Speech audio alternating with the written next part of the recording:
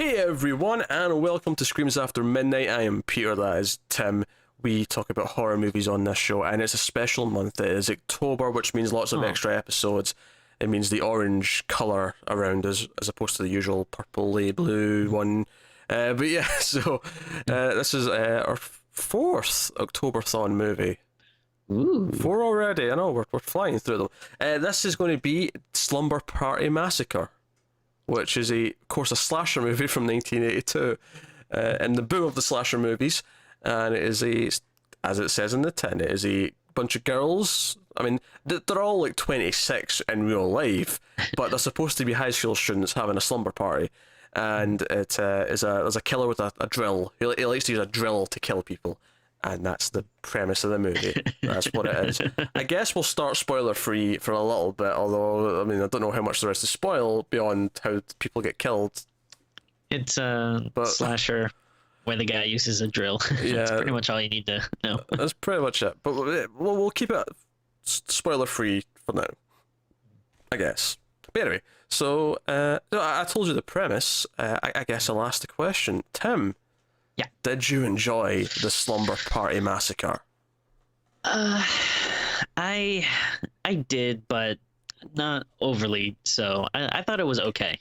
But some of the problems I have with it, I think kind of date back to some complaints I've made about like slashers in the past, which I've said it before on this show, but I'm not the biggest slasher guy. Like, there are definitely ones that I absolutely love, and when they're good, they're great. But I feel like this is more of just kind of a standard slasher, which I'm not as crazy about. It's pretty standard slasher, but luckily for me, I like standard slasher movies from the 80s. So I get a good kick out of this. I mean, it's not a good movie. Like, this made that clear. It's not a good movie in really any way, but I do have fun with it. It's there's definitely fun parts, and I'll actually say more so than any recent movies probably. I actually did laugh out loud at some parts of this. I know the fridge scene had me cracking up.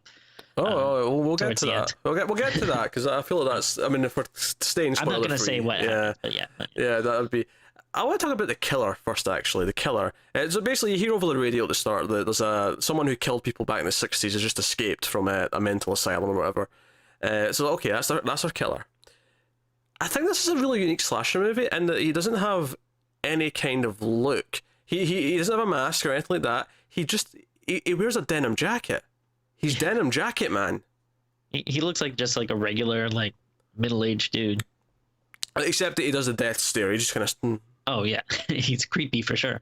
He does that, but there's like nothing about him this look. In fact, sometimes it doesn't even look like he's enjoying the killing. It almost looks like it's just work. Yeah, I just kill people. Yeah.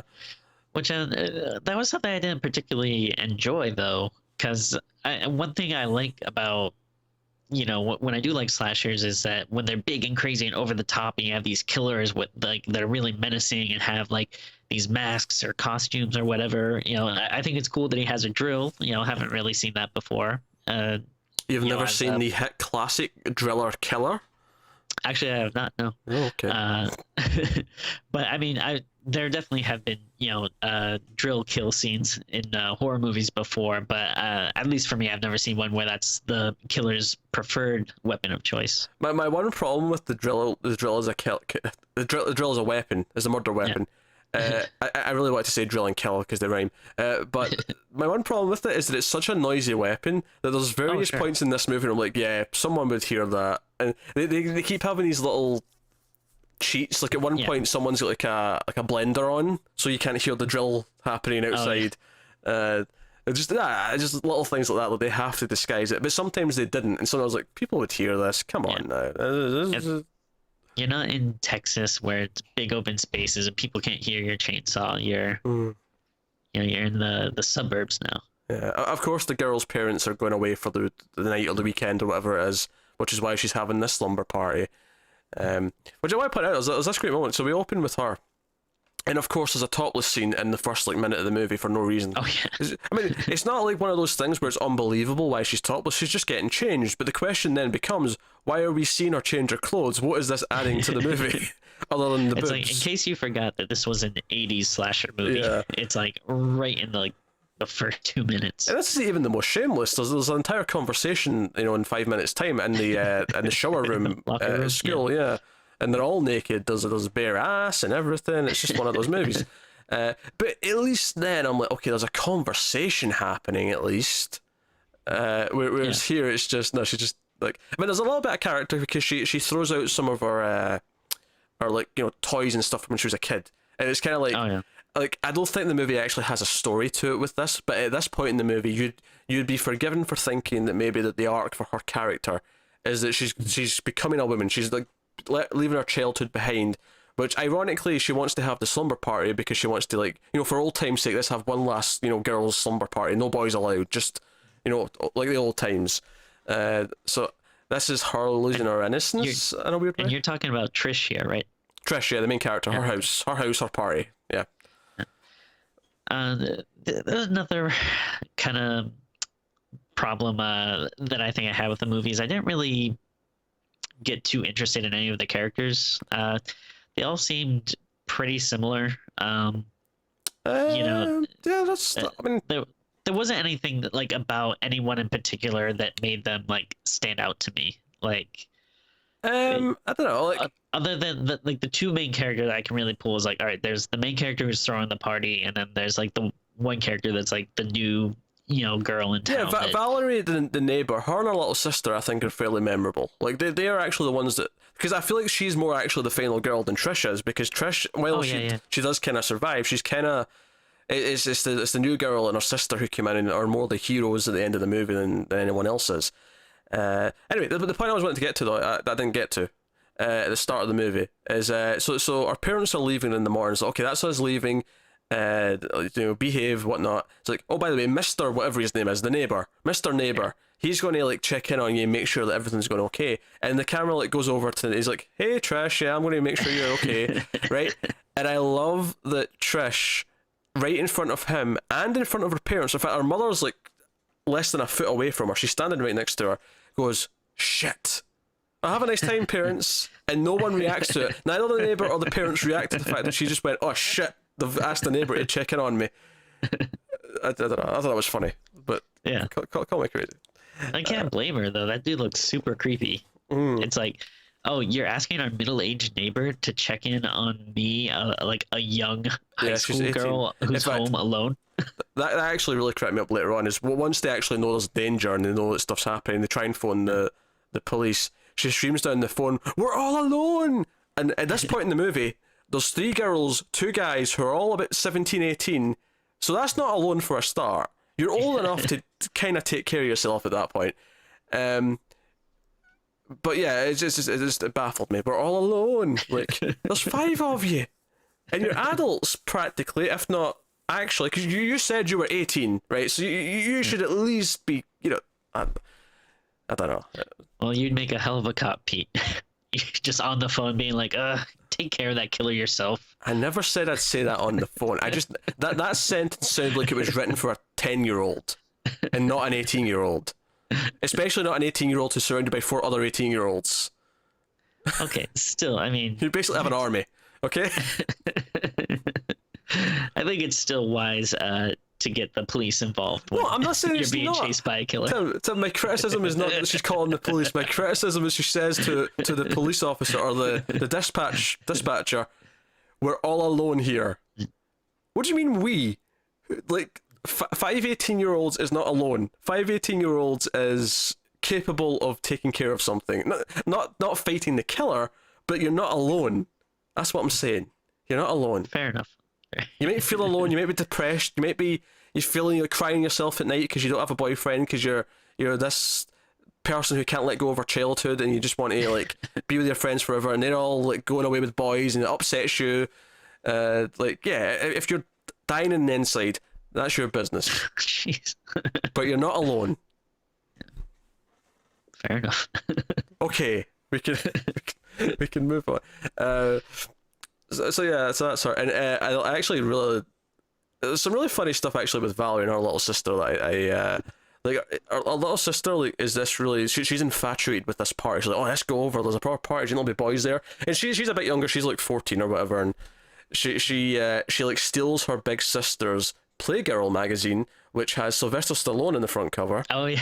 And she's like eyeing up dicks in the magazine. She's like, oh yeah, like I thought that was it's such a plot point that's usually given to the male characters, where you have the little brother stealing the Playboy and looking at it. I actually kind of appreciated that it was just kind of flipping that trope, and it's like there's like a 14-year-old girl being like, oh yeah, come to mama, like just just like, a scene like that. I thought that was entertaining. I'll give a spoiler warning so we can talk about more stuff. I'll talk about various things. So the first kill I thought was kind of insane. The opening scene I loved. The opening scene when the paperboy the van. Well, it's not the opening scene; it's the opening kill. Yeah. So you just confused me. That's why I meant like this like first kill scene. Yeah, okay, that's fair. You confused me because the opening scene is the paperboy throwing papers at houses. But yeah. Sure. So basically our male characters, our male heroes who are perverts and like sneak outside the girl's house and watch them undress because they're our male heroes and we're supposed to be sad when they die. But again, 80s slasher movie. That's just kind of what these type of characters are. But yeah, so there's this woman phone repair woman who's at the school. And these teenage boys try and flirt with her and like, hey, you ever... And he says something really stupid like, you know what they say about younger men? Try it, you might like it. Do they say that? Is that a phrase? Is that a saying that people say? I really hope not. But don't get me wrong, I get that the whole point is he's making this up because he's trying to flirt with her. Yeah. But come up with something that sounds like a saying. Yeah. It doesn't sound like one, it just sounds like... nothing, it sounds like a sentence. The fool.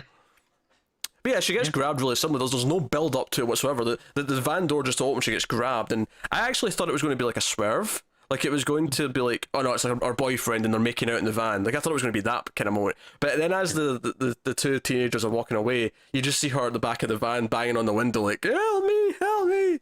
It's so great. And we've talked about scenes like this before, but I love when you just have something going on in the background and it doesn't cut to it or zoom in or make a big deal about it. It's like this is just going on in the background and you notice it, but we're not going to pay attention to it. It just makes it feel like a real world where it's like, oh, there's stuff going on that these characters don't know. But we know the audience is in on it, so we know there's danger around.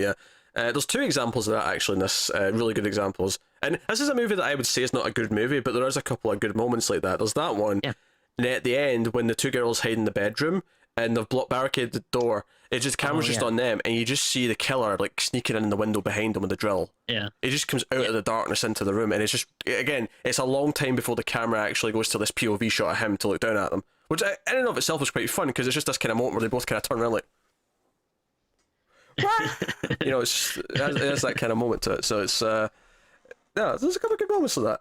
And he chases another girl through all the the bathroom and the shower room that we already seen. And no, I was a little surprised that I assumed that this was going to take place like it was going to be all slumber party. But there's actually good bit in the beginning with the van and then chasing the girl through the like locker room and stuff that I was like, oh, I was surprised that it's not just this one gimmick. I thought it was literally just gonna be nothing but like girls in pajamas running around screaming.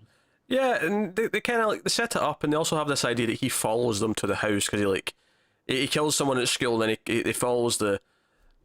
I mean, I was going to Diane's character. Like she's like I was going to call her the slutty one, but she's not really. She just has a boyfriend that she has a relationship with. She's not actually the slutty one, but she's the one who's constantly trying to get away to have sex, which is why she kind of fills that slot in the in the slasher stereotype, so the character, the archetypes. But she like he follows her, and we have that one fake out where like we see the hand creeping up behind her, and it turns out to be the boyfriend. So. And it's funny, it actually works really well, because like I said, with that scene with the van earlier on, I expected it to be the boyfriend, and it was like a make-out scene, because it was so unexpected. So they lulled me into this false sense of security, where I thought, oh no, they're not going to fake me. And then they did. They faked me, and it was the boyfriend this time. And I was like, okay, fair enough, he did a couple of smart little things there. And then there's a yeah, pretty good scene too when she gets back to the car, and you know, you just see the boyfriend's head rolls off. Just rolls off. Yeah. Yeah. That's some. It's funny because I would say this isn't a great movie because the acting's not particularly good. You've got a bunch of people who are like, obviously having people who are told to be actually be teenagers is a really common thing, but these girls feel really too old to be like. I could swear the average age of these girls is like 26. Yeah. It really feels that way at times. They do not look remotely young. I mean, they look old, but they're only young enough to be teenagers, to be in high school. So that's obviously a problem. But you're okay with that if you're into fun slasher movies. If you're into goofy slasher movies, you've kind of accepted that going in. You're okay with those ideas. You're here for fun kills. You're here for fun funny moments. You're talk about the fridge. You mentioned the fridge earlier. Oh yeah, just so towards the end when you have Valerie and her sister are they finally decided like, all right, let's go to the party, and they're in the house and they're kind of looking for everyone, and at this point the main group of girls have already started dying and running around the house, and one of the bodies, I forget which girl it is, but she's stuffed in the fridge. It's the one with the harsh fringe. That's how I was remembering her. Okay. She has the harsh fringe. But then so they can't find anyone, and then the little sister is like, they're gonna get something out of the fridge, and then she goes to open it, and you just see the body kind of slump against the door about to fall out, but before she can completely open the fridge, she closes it, and she's like, nah, never mind. And she's like, she opens it twice actually before because it's the third time she opens it that she actually looks in the fridge and the body falls out. But the body's just kind of there the whole time. Like, again, it's that idea where the characters don't see something but we do, and it adds to this fun kind of like, oh no, she's in there. It actually plays out like a very classic like comedy bit. Like, this is like a very like I could almost see, this could work in like a silent comedy or something. It really could. And then actually, I kind of to go along with the van thing from the start. The moment where the characters become aware, because obviously we've had the girl Diane and her boyfriend killed in the car, but the main characters still don't know there's a killer. They still don't know there's danger. And we've got the two boys who are spying on them, are in the house now with them, because of course they're still. I mean, admittedly, the girls don't know they were spying on them to that extent. They just know that they were playing a prank. But they've ordered pizza, and admittedly, they make this work by doing something that I don't think anyone ever actually does. Because the guy shouts, the door's still closed, and he shouts out, "Oh, what's the damage?" And he's like who asked the price without opening the door? No one ever does that. But here it happens, but it's worth it because him and one of the girls counts out the money and it's like, okay, this will pay for it. And then they open the door, and in the time it's taking them to decide how much they're paying and who's paying what, they open the door and the pizza guy's had his eyes drilled out and he just falls into the house. It's glorious. I was sad to see that they weren't going to get to eat that pizza, but it was. You must have loved the girl who started to eat it anyway. She actually she pulls the pizza box out, she puts it on the guy's back, on the dead pizza boy's back, opens the pizza and is like, "What? I eat when I'm stressed. I feel better already." And she starts eating the pizza. And I'm like, man, if Tim's relationship doesn't work out, I found him a candidate. I can definitely respect that. Even in a time of crisis, it's a shame to let pizza go to waste. Do you know what I liked about that moment? And it's kind of like, I feel like the movie at least knows that it's just a stupid slasher movie, because they have the other characters react like, "What the hell are you doing?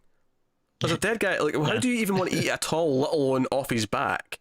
Like, they react appropriately. I mean, again, the acting's not great. There's a lot of things about this that feels cheap and silly and whatnot, but for what it is, though, I think it's a pretty decent, if standard, but it's a pretty decent slasher movie. Yeah. Like again, if I was a little more into slashers, I think I'd be a little more into this. I think some of the things I wished maybe might change what the movie's going for. Like, I wish the villain was a little more memorable. There's something more cool about his aesthetic, and I kind of wish some of the characters were more over the top and like maybe a little crazier. But I mean, for what it is, it's definitely I enjoy myself. It's not bad, but I don't know. I wish maybe it was a little goofier or something. I did like how the killer was silent the whole movie, but at one point towards the end, he did actually start talking. All he said was, "Oh, you're very pretty. You're so pretty." Yeah. Well, that's all he said, and it was actually kind of creepy. It was like, okay, he feels whatever. Now I kind of like that they like actually do start to fight back towards the end, and then yeah, and it's kind of cool. The one girl, what is she using? It's kind of like a machete. yeah, she gets she tries a couple of. She gets at one point she gets a buzzsaw, and I was like, yeah, buzzsaw, take the buzzsaw to fight his drill. But the cable doesn't reach long enough, so she has to like compromise and get some machete off the wall because she's trapped in the basement at this point. But yeah, they fight back a little bit. There's some, by the way, just to you were complaining it's maybe not over the top enough, or the killer wasn't as it was just kind of a bit plain. Yeah. Now, not to spoil things, but we are planning on doing 2 and 3 also this month. That those are coming. You can look forward to those. Now, have you seen the poster for the second movie? I haven't seen the poster, but I actually watched the trailer. So are you aware that the drill that has been used by the killer in the second movie is actually a guitar? Yeah, there was some. I mean, it was just a trailer. Like I watched like a couple of weeks ago, so I don't remember exactly, but I do remember watching it and being like, "Oh my god, this looks insane." Which maybe that kind of dampened my spirits a little bit watching this, and it wasn't as crazy as I had thought it would be. So it might be a little unfair, but I am definitely very excited for the sequels. I've never seen this in IMDb. The genres for the second one are listed as horror, obviously, and rejected comedy. What does that mean? Somebody's tried to put it as a comedy, and someone's like, no, I don't agree with that. Reject that. Yeah. No, rejected as a comedy. Yeah. That's another thing about the drill, actually, is that it's very phallic. There's a shot where it's between his legs, looking through his legs, because the poster's looking through his legs, but the drill's at an angle, so it doesn't really feel phallic. Whereas there's one shot where it's going straight down, and it feels like, no, this is about penetrating. He gets off in this. This is his thing. I wonder, has he always used the drill, or he's very attached to it.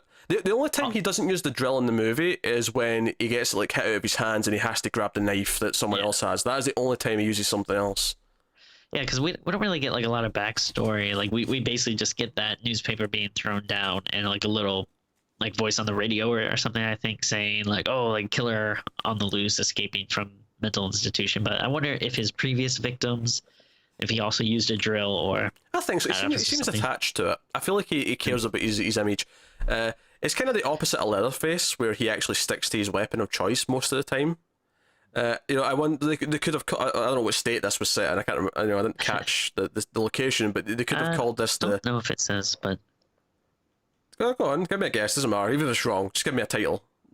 Akron, Ohio. Ohio, yeah, no, Ohio. So they could have called this the Drill Ohio Massacre, or the Ohio Drill Massacre. They could have called it that, and it would have worked. That said, Slumber Party Massacre is a fantastic title, and I feel like this is the thing. If you're excited by the title Slumber Party Massacre, you're probably going to enjoy the movie because you know what you're kind of getting for. Oh yeah, it definitely doesn't hide what it is. As opposed to say the Nail Gun Massacre, which is one of the worst experiences I've ever had trying to watch a movie because I liked the title, and it was this boring movie that felt like it was made in a bunch of like people's like backyards. It was awful boring, terrible.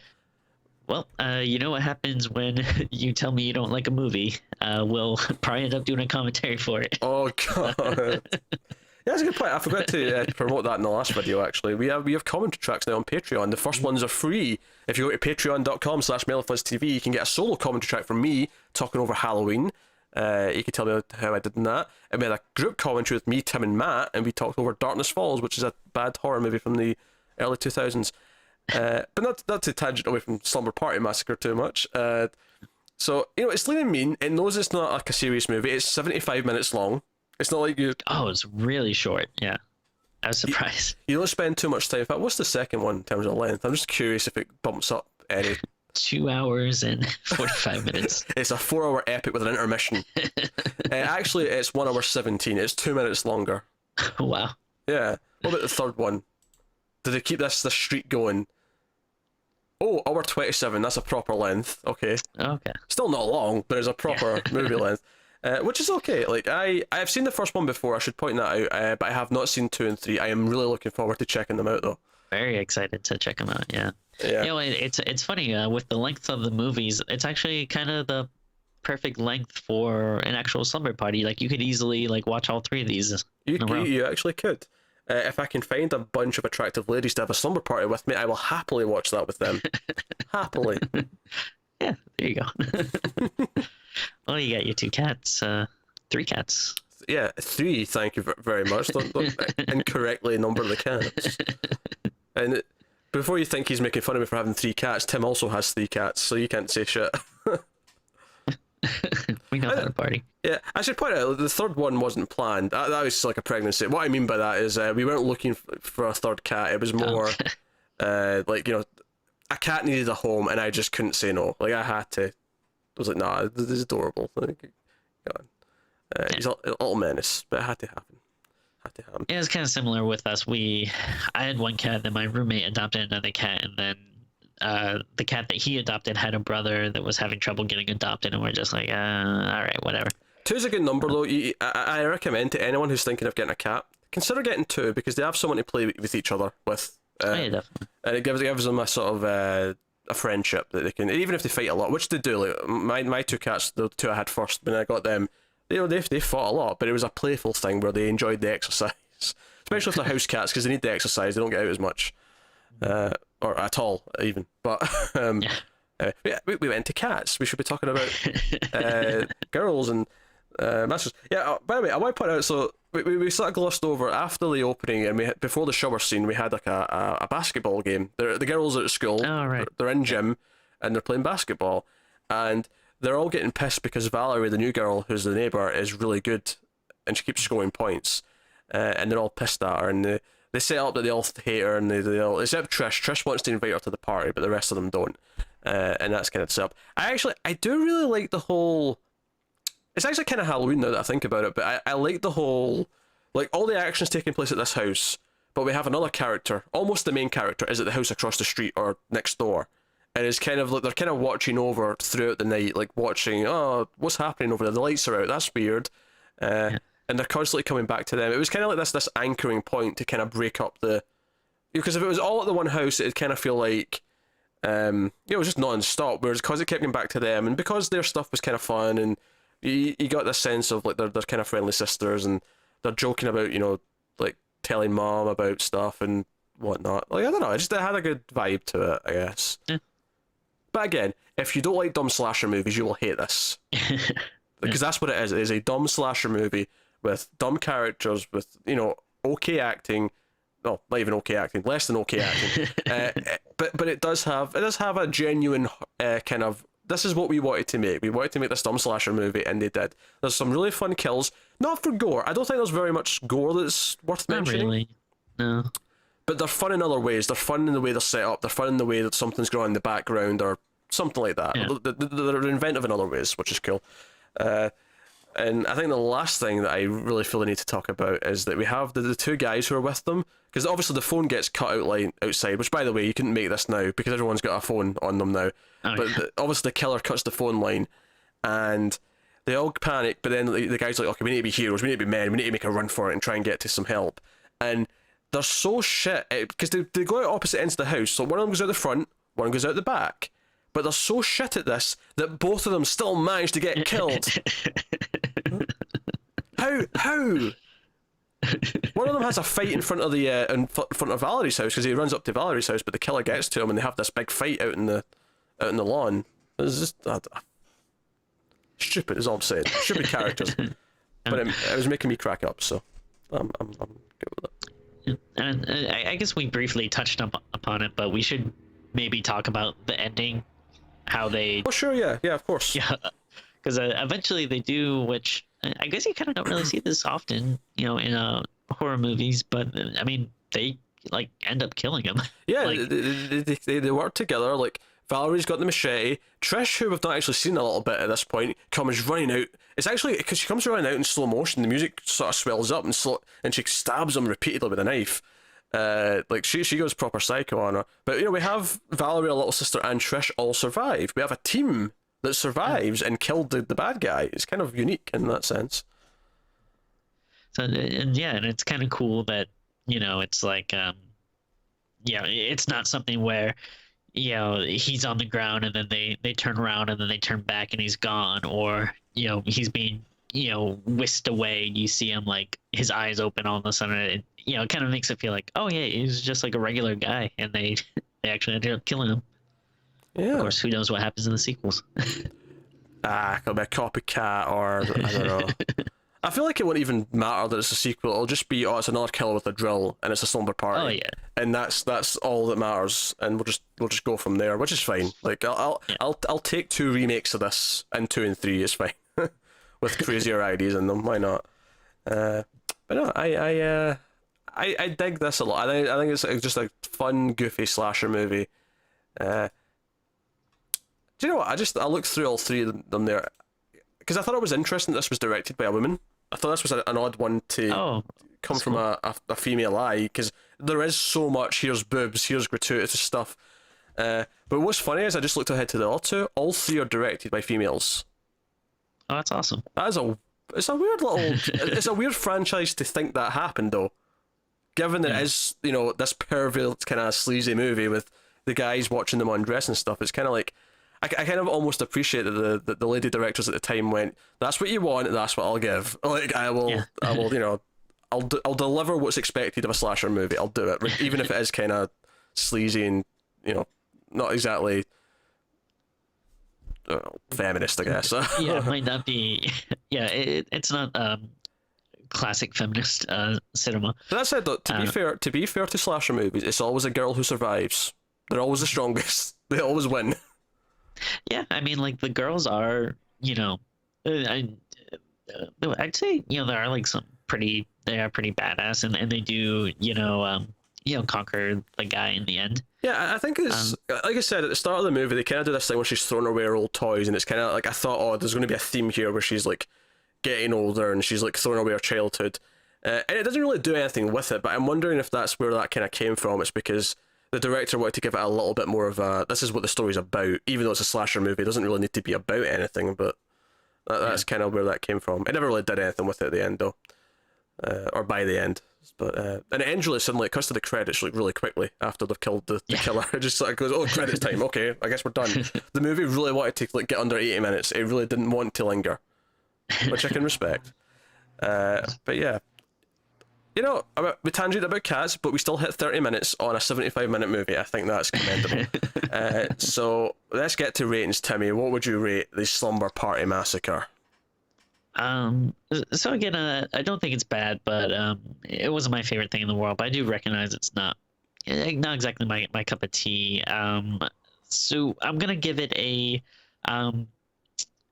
respectable 6. I thought it was good, and there were some legitimate parts that I actually liked. But just overall, I wasn't crazy about it.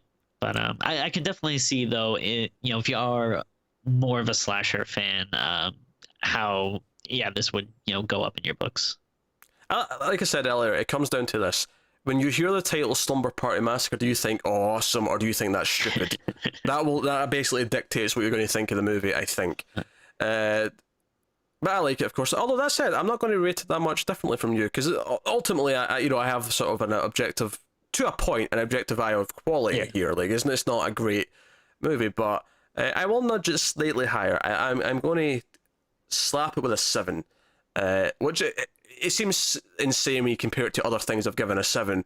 But in terms of how much fun I had and how much I dig watching movies called Slumber Party Massacre, when they live up to the title, and I think this did. I don't think this didn't feel like it copped out from what the title promised me. It delivered. So yeah. I forget where I heard this from. I think there was some podcast I was listening to recently, but they were talking about rating systems and how you got to understand, like, if we rate 2 movies like a 7, it doesn't mean that they're the exact same. Like, there's different types of, sometimes you like something and give it an 8 because it's a great movie, and then sometimes you like it because it's stupid but it gave you a lot of enjoyment. Exactly. That's a thing that happens. So just try to listen to most of the review. Don't just look at the score and be like, oh, okay. Well, to be fair, they can't do that with us unless they go fast forwarding and try to find it. Like, I feel like no one does that. I think it would be different. See if we had it come up on the screen at the end, and it'd be easy to find in the thumbnail if you like sort of went across. I think people might do that, but I don't see them doing that with this. It's just not a maybe review stuff. But no, there you go. That is the Slumber Party Massacre. Like we say, we're doing all 3 of these over October. And by the way, these are actually extras. Like, this was not in the original schedule. These are 3 movies on top of the schedule that we already made. Because Tim tried to go and see a double feature at a theatre. It sold out. He didn't get in. And then I was like, Tim, you got me all set up to do some Slumber Party Massacre. Let's just do them anyway. And we're like, sure, let's just do them. So here we are. I still get to see him, so I'm happy. Yeah, I'm really looking forward to watching 2 and 3. So they'll be spread. They're not going to be next though. They'll be sort of spread out over the month. So you can look forward to those. So there you go. So that is Slumber Party Massacre. Let us know what you think of the movie if you've seen it in the comments below or elsewhere. Like, subscribe, all that stuff. Get us on Twitter at mail_fuzz for channel updates. As we mentioned earlier, go over to patreon.com/mailfuzztv for some bonus stuff if you want to support us, keep us doing what we're doing, especially when we're working this hard throughout October. And there's some bonus stuff there. Like I said, there's a new commentary tier for the commentaries, which won't always be horror movies, but it often will be, because that's, you know, kind of our thing. Especially when it's both of us. I feel like it'll more than likely go to a horror movie. But also you can get to vote on an episode every month and stuff. And we're always thinking of new ideas to add some more stuff on there to make it a bit more valuable to folk. But ultimately it's down to just kind of keeping us going and hopefully letting us spend more time doing it, because we love to. So, but that is otherwise us. So thank you once again. Like I say, we're doing a lot of episodes for October. There'll be a bunch of bonus and extra stuff. As well as a top 100 video series, which will be starting next week. You can look forward to that. But that is us. So once again, thank you for watching and or listening, because there's an audio feed now if you want to go and get us on iTunes or like Podcast Addict or any of those types of things. But that is us. So thank you. We'll see you next time. Happy October.